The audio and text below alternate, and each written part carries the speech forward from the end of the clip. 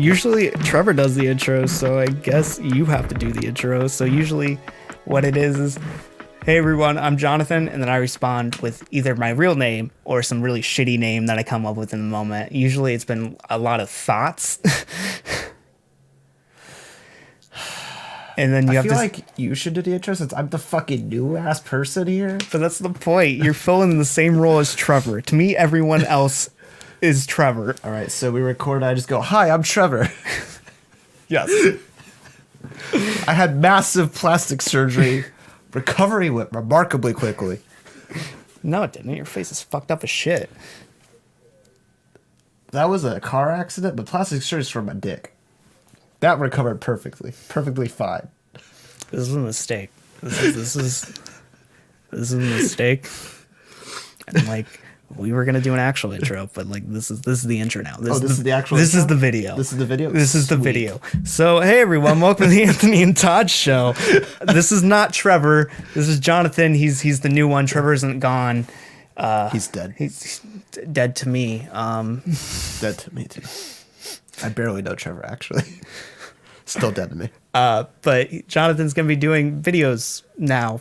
Trevor's not gone. He's going to be here less, but he's just here now as well. He's your new crazy uncle. He's not as good as your dad. I'm the one that gives you alcohol, though, so, like, you don't like him, and he's a little bit too touchy. Oof. I'm not that. I like how much the dynamic changes, because usually, like, the worst thing I do with Trevor is just say, like, shitty jokes. The worst thing I say with you is just remark that you're a pedophile. Yeah, you just called me a molester. This is gonna be interesting. This is gonna be terrifying.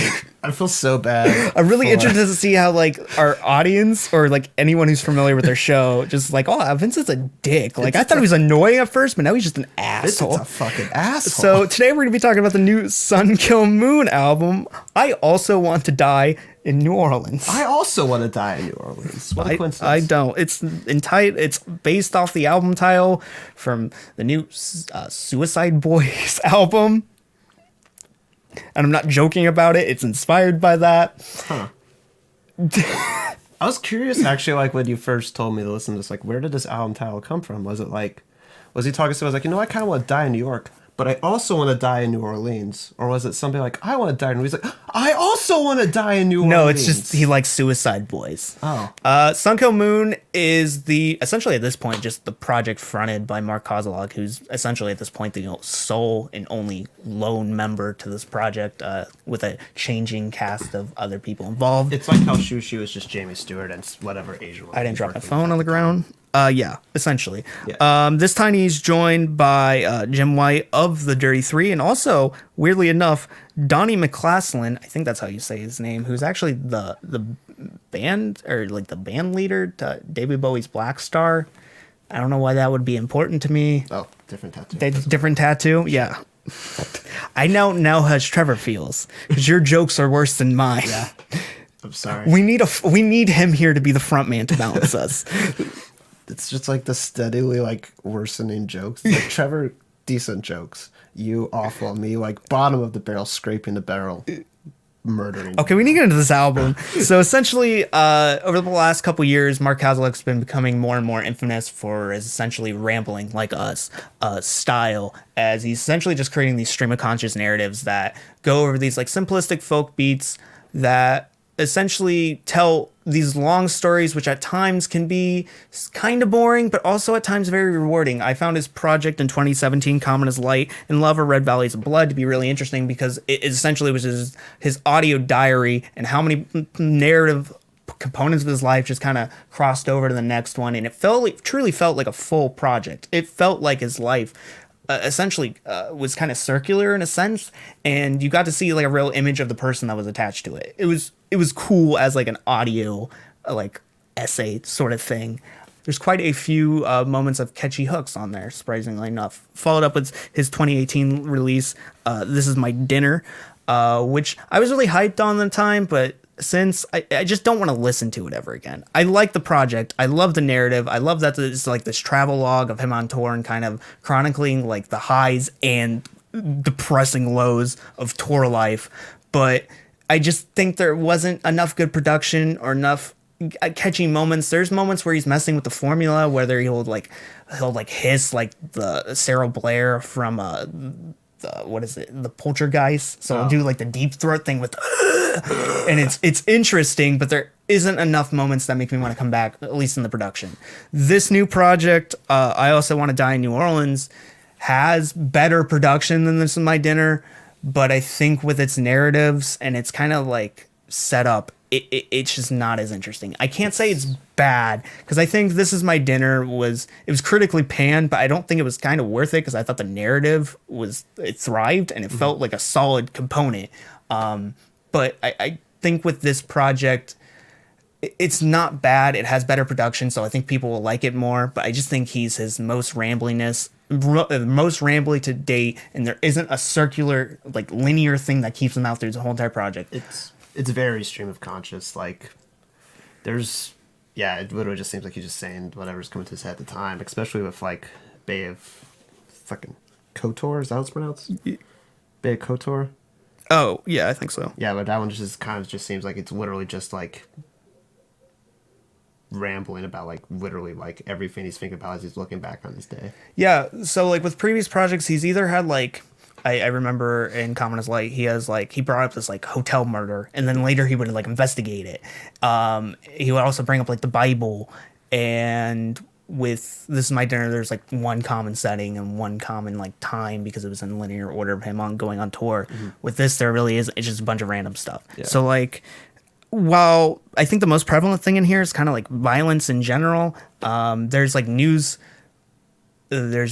stories, which has been previously brought up in work, because it's like point of interest of small talk, which is brought up in a lot of his other previous works. But in this, it's just like, that's like a very small thing, and there isn't anything else to guide me along these tracks. I really like the narrative of Coyote and how him and his girlfriend kind of have this conflict, which leads to essentially them smelling a skunk, and then all of a sudden his girlfriend gets paranoid and thinks it's a gas leak. They fight, and then it leads the two to finally accept it, or at least let Mark accept that the skunk's just going to live in his house. And then they leave and kind of make up as they find out this coyote's been saved, and begin to talk to each other after not talking to each other for a couple days, and kind of he feels relieved that she'll still be in his life. But I think other than that surreal moment, that's probably the most strongest narrative for how stupid and almost kind of pointless it is to everything else. I say that one's pretty strong. I think Day in America works not because like it's solid and like it's linear and like it's the most like focused, but because it's a little more off. Because like with the opening bit of like them talk like, hey, we just had another school shooting, he's like, hey, I don't really have time to think about this, I have to go about my day. And like it's kind of, it works because it's basically commenting on like how we have to, these are so common nowadays, we have to compartmentalize. We can't really think about them most of the time, because it's just, if we took the time like we used to, like as they mentioned, like Columbine, like months long like news coverage, if we did it for every single one we had nowadays, we would never do anything. Yeah. I just find with that song, it takes too long to get to that point. Yeah. And there's this mention of... I agree. Everything takes too long. There's a mention of his friend's sister who gets into a fight with someone, and it highlights the fact that like violence is a part of society, but like it doesn't like... It just seems so small and so obscure to that moment that it just like it's a weird highlight to go off on. And other moments like Cows is literally like his obsession. He like thinks about it, like brings up flashbacks of his childhood, but it also talks into a long bit of how at this age he can't give up red meat. So it just completely points in everything in general. With some like there's some like cool sax on the track. There's a lot of cool sax throughout this whole entire album, especially on Couch Potato. That's fantastic production.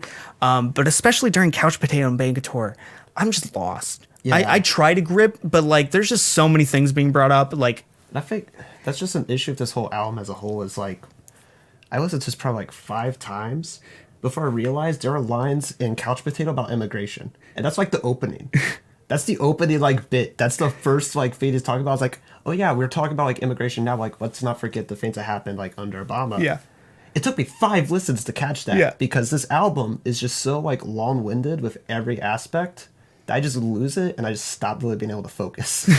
Yeah, I like the production on this. I think it's good, but I don't think we're given enough in the sense. Like everything, I think like all I like hearing the saxophone. Oh, I yeah. think that's an important mix-up that he hasn't done on other projects. I'm glad that it's here, and I just don't think, not that there's enough switch-ups, but I feel like even adding a melodic line to certain points, which he's done before, even adding like a hook of some type, doesn't need to be all hooks, but there just needs to be moments that are memorable that like show, hey, the track's switching up a little bit, because we get transitions, but they're always these like abrupt transitions, and I like them, but they just feel kind of out of place at times, because it always means like the narrative switching for like no reason. Yeah, like I was like listening to this, I was thinking about this because like simply being long is not an issue to me. Yeah. Like Swans does it well. Pink Floyd did it well, but it was always understood like the song like progresses and adds elements and like things build. Whereas if this, it feels like it picks an element and it just keeps it for like these long the multiple minute long like durations, and it just immediately switches, and it doesn't give you really anything to cling to as you're going through this long ass track. And it's like there isn't one. I think Mark, he has his writing style.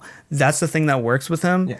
And I've seen it done better on other projects. Comparing him to another, I hate to say singer-songwriter type, but Lonnie Hawley, he has the incredible ability to put his music inside a void and like reflect emotion.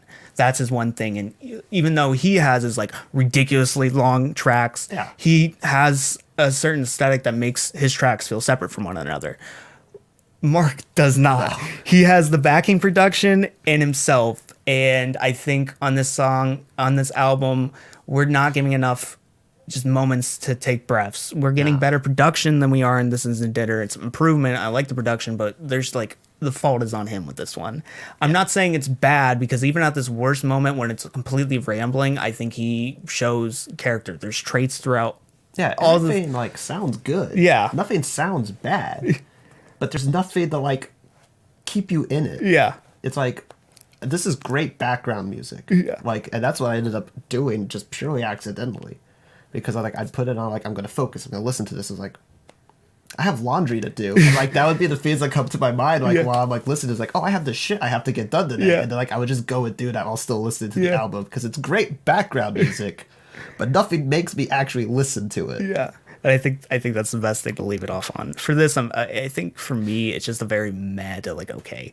Arranges, like, I think with this one, it's something I won't return to again, like similar to This Is My Dinner, but it won't be as memorable. Yeah, if you had told me, like, hey, listen to this album, like, I was like, that was interesting, but I've never returned to it. But because I had to review, like, 5 listens, every single listen, I got more angry at the album because it gave me nothing to hold on to. Well, I think you're in the clear compared to Trevor, because Trevor's first release or review he did with me was Pure Comedy by Father John Misty, and he still hates me to this day. I love that album.